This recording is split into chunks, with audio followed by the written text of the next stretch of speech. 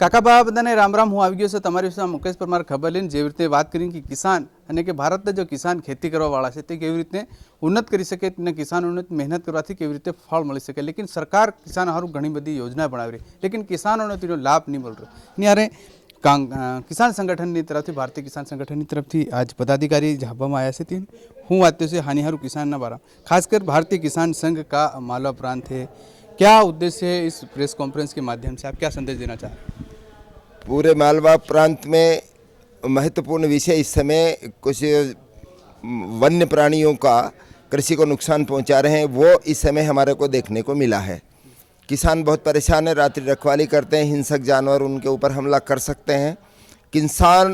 किसान भयभीत है और डरा हुआ है। इस समस्या का समाधान उसको चाहिए। प्रशासन क्या व्यवस्थाएं करता है, ये प्रशासन की जिम्मेदारी है, क्योंकि जो रोज है सुअर है ये किसान का कोई पालतू पशु नहीं है, ये वन्य प्राणी है और वन विभाग की जिम्मेदारी है कि अपने वन्य प्राणियों को वो कंट्रोल करे और अपने नियंत्रण में रखे। अन्यथा भारतीय किसान संघ एक बड़े स्तर पर इसका एक आंदोलन खड़ा करने की तैयारी कर रहा है और फिर बहुत प्रशासन के सामने बहुत दिक्कत खड़ी हो सकती है। दूसरा हमारा जो विषय है, अभी अभी जो प्रश्न पूछा गया कि झाबुआ ज़िले में खाद के लिए एक डिजिटल टोकन की जो व्यवस्था चल रही है, क्या हम इतने पढ़े लिखे हैं किसान जो डिजिटल टोकन को समझ पाएंगे? प्रशासन की यह व्यवस्था किसान के साथ अन्यायपूर्ण है और प्रशासन ये तय करे कि किस तरह से किस सुविधा से किसान को खाद की उपलब्धि हो सके। ये प्रशासन की जिम्मेदारी है। ये नहीं है कि वो डिजिटल टोकन और ऑनलाइन और वो सारे जो किसान के ऊपर थोपेगा। जो किसान पाँचवीं कक्षा पढ़ा नहीं है, क्या वो डिजिटल टोकन में समझ पाएगा? ये एक समझ से परे प्रशासन का निर्णय है।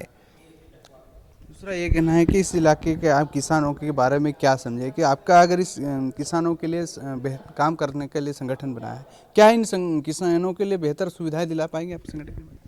हमारा पूरा प्रयास है।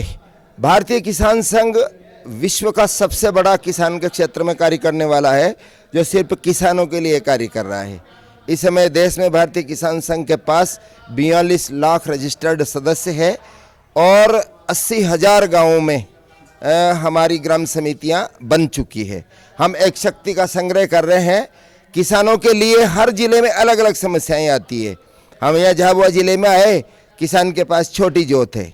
बहुत सारे वनों में रहने वाले हमारे वनवासी बंधु अपने गुजारे के लिए जो खेती करते हैं, उनका अधिकार है कि वो जंगलों में रहे, वो जमीन उनके आवासीय भूखंड और वो खेती सरकार व्यवस्था करे कि उनको पट्टे दिए जाए और उनके व्यवस्था वहाँ पर रहने की जाए, क्योंकि वनवासी बंधु का अधिकार है कि जिस वन में वो सैकड़ों वर्षों से रहता आ रहा है उसका स्वामित्व उसको दिया जाए। आपने जिले के प्रभारी भी हो इस किसान संगठन के, आपने यहाँ के किसानों को समझा बारीकी क्या महत्व जो किसानों को बेहतर फायदा मिल सके, जैसे यहाँ आकर आपने समझा इन किसानों को? जैसे अभी पूर्व बताया गया कि पट्टा जो वनांचल में किसान बरसों से खेती करता आया है, उसने वन भूमि को अपने उपजाऊ भूमि बनाया है, जोत के हिसाब से बनाया है, फसल लेने के हिसाब से बनाया हुआ है और उस उपजाऊ ज़मीन को फसल लेना चाहता भी, करता भी, खेती भी वर्षों से करता आया है। पटवारी और राजस्व विभाग उनसे जो है दंड स्वरूप भी राशि वर्षों से वसूलते आए हैं, पर आज दिनांक तक उनको उस जमीन का पट्टा नहीं मिला और पट्टा नहीं मिलने से शासन की योजनाओं का लाभ भी नहीं मिल पाता है। उनको ना तो समय पे खाद मिलता है, न समय पे कहीं वो विक्रय कर पाते हैं। सीधा व्यापारियों से बढ़े हुए दामों पे खाद खरीदते हैं और अपनी जो उपज होती है उसको कम दामों पर बेचने पर मजबूर होता है। अगर शासन उसको किसान को पट्टा दे दे तो पट्टे के अनुसार शासकीय योजनाओं का लाभ मिलने लगे, उनको उचित मूल्य मिलने लगे और समय पर अन्य संसाधन मिलने लगे तो किसान का भला होगा।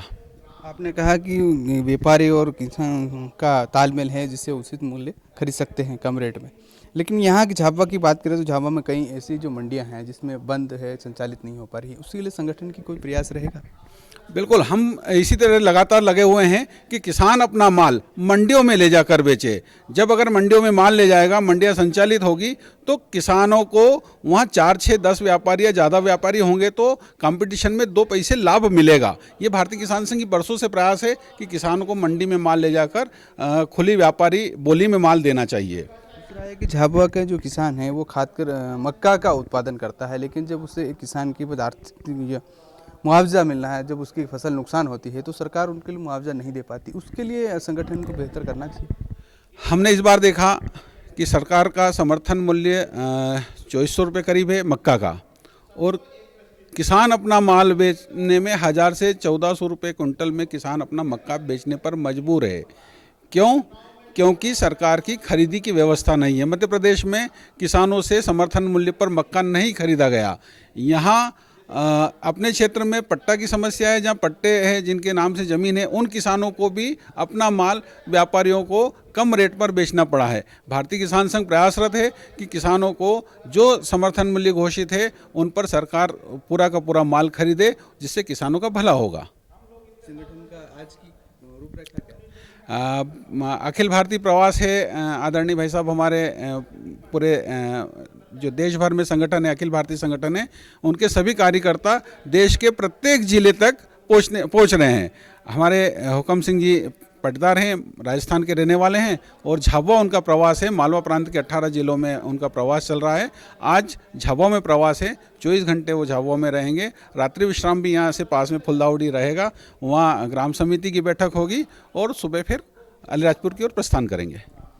तो एवी રીતની વાતો છે જો કે ભારતીય કિસાન પૂરા દેશનો જો મેઇન સંગઠન છે તેના માધ્યમથી કેવી રીતે કિસાનને બહેતર સુવિધા મળી શકે, તેનું લાભ મળી શકે, તેની હારું બધી વાતો હારું આ કિસાન સંગઠનના जो पदाधिकारी छाबा में प्रवास पर आया थी, ये किसानों ने हूँ तकलीफ पड़ रही जो मुआवजा थी या किसानों के नाम जो फसल बराबर उत्पादन થાય ती थी मक्का જેવી રીતે વાત કરી મકાન થી કેવી રીતે બહેતર ફાયદો મળી શકે તેની બધા કિસાનને બારા પણ જલ જંગલ જમીનની વાત કરી जो पट्टा છે વરહોથી લોકો પટ્ટા કરते લેતી પટ્ટા સરકારથી નહીં મળી રહ્યા તો તેઓની બી માંગ છે कि એના પટ્ટા હું અમારી સંગઠન માધ્યમથી અલાડું એવી રીતની વાતો છે। હું તમારી ફેર એવી રીતની ખબર અને જાણકારી આવતો રહી। કાકા બાબા બધાને રામ રામ।